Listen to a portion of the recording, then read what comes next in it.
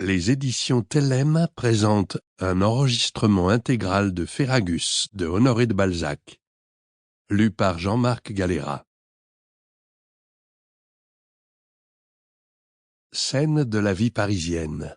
Ferragus, chef des dévorants.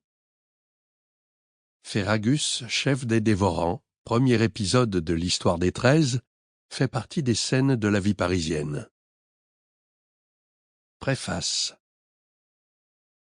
Il s'est rencontré, sous l'Empire et dans Paris, 13 hommes également frappés du même sentiment, tous doués d'une assez grande énergie pour être fidèles à la même pensée, assez probes entre eux pour ne point se trahir, alors même que leurs intérêts se trouvaient opposés, assez profondément politiques pour dissimuler les liens sacrés qui les unissaient, assez forts pour se mettre au-dessus de toutes les lois, assez hardis pour tout entreprendre, et assez heureux pour avoir presque toujours réussi dans leurs desseins.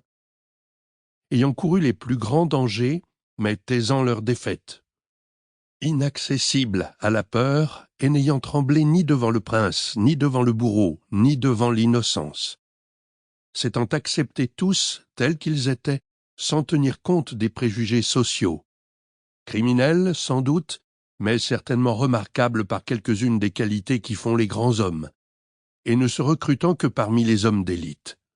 Enfin, pour que rien ne manquât à la sombre et mystérieuse poésie de cette histoire, ces 13 hommes sont restés inconnus.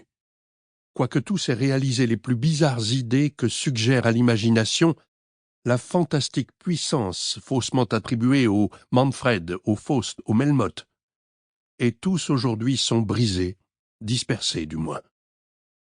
Ils sont paisiblement rentrés sous le joug des lois civiles, de même que Morgane, l'Achille des pirates, se fit de ravageur, colon tranquille, et disposa sans remords, à la lueur du foyer domestique, de millions ramassés dans le sang à la rouge clarté des incendies.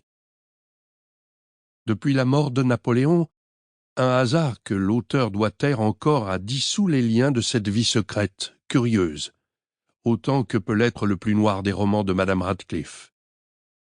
La permission assez étrange de raconter à sa guise quelques-unes des aventures arrivées à ces hommes, tout en respectant certaines convenances, ne lui a été que récemment donnée par un de ces héros anonymes auxquels la société tout entière fut occultement soumise, et chez lequel il croit avoir surpris un vague désir de célébrité.